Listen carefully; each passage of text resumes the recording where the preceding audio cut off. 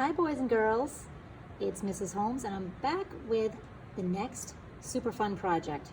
We're working on mixed media winter trees. Mixed media is something that you do in art that uses more than one tool in order to make a project. So for instance, you might be using markers and paint or cut paper and crayon. If you're using more than one thing to make a piece of art, it can be considered mixed media.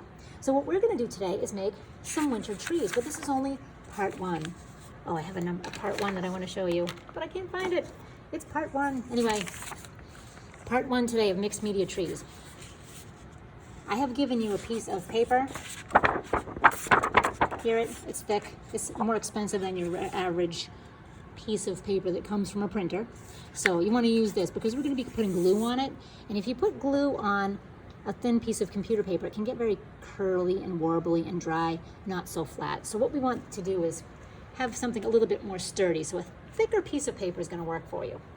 I've also given you 3 different shades of green construction paper. What I'm going to have you do is I'm going to have you rip pieces of this paper, and we're going to cover up our white paper with all different shades of green. So for instance, I'm going to go ahead and rip some of my light green, and I'm going to make a piece of that's probably about the size of a quarter or so. I'll do a couple of those. If it's ripped, it looks a little bit more interesting than if it is cut. So definitely rip it, don't cut it, because cutting is too pretty and too neat. These rough, ragged edges are what's going to make your artwork look very unique and interesting. All right, I have a little pile of light green. Don't make too big of a pile before you start gluing, because if someone walks by and blows on them, they're gonna go all over the place. If someone turns a fan on, not that they would in the cold weather. All right, so I'll set those aside. I've got some of those light green. I've got some dark green. I'm gonna rip over this. And again, around the size of a quarter, maybe a little bigger. I'm gonna rip up this paper. Now my goal, once I get my 3 colors ripped up, is to glue them down onto my white piece, but try not to have any of the two of the same color touching. We wanna have a nice random looking display of our green colors. The reason why we're doing this is later we're going to make these into our trees. But first we need a piece of white paper completely covered with our different shades of green. All right, so I've got light green, I've got our dark green. Now let's go for our Kelly green, or regular green, if you will. And you can be very particular about the way you rip these. If you want to round them, you can, in sort of a rounded shape. If you want to keep them squarish, you can. It's up to you. Get yourself into a groove while you're ripping. And then it's time to glue. For the glue, I have prepared a little cup. I always reuse these yogurt cups. These are great. I put a little bit of glue in there, and I'm going to be using a paintbrush.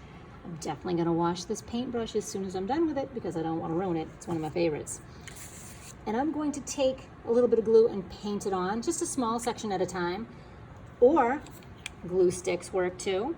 One thing that you don't want to do is put glue all over the whole entire piece of white paper and then start adding, because by the time you start gluing here, the glue is going to get dried over here. So just do small sections at a time. For instance, got a little bit of glue here. I'm painting a nice thin coat. We're making it like a sticker. We don't want to put too much glue because it'll take a long time to dry and it'll dry really bumpy. So I'm just doing this little corner, and I'm going to throw down my colors of paper. They can overlap. Overlapping is fine. Remember, you want to make sure that you are covering all the white. So I've got that little section done. I'm going to move on. I'll go from bottom to top. Why not? And then I will lay down some more. Being careful to not have any 2 of the same color right next to each other. If it happens, it happens. Try and stick that in between there. A teeny bit of white showing through is fine too. You just don't want to have a big giant gap of white. Because again, these are going to be our trees. And already, this glue is starting to dry as I'm doing this. I can see it starting to dry. Super important that we don't have any tiny pieces lifting up too. So I'm gonna put a little glue down there just to make sure these little lift up pieces stay down. All right, so I've got one little section done. Gonna add a little bit more glue here. And just keep layering. That is the goal for this particular assignment. You just want to add layers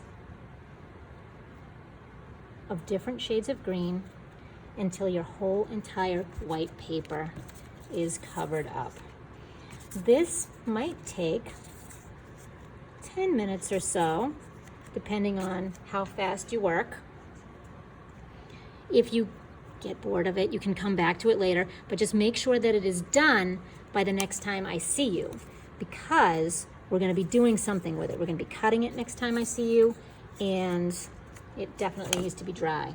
If you've ever tried to cut paper that is wet with glue, you don't get a clean cut. You get a sort of rippy, weird, strange cut. It's not very good. We want to get some nice crispy cuts. So already I'm almost half done with this.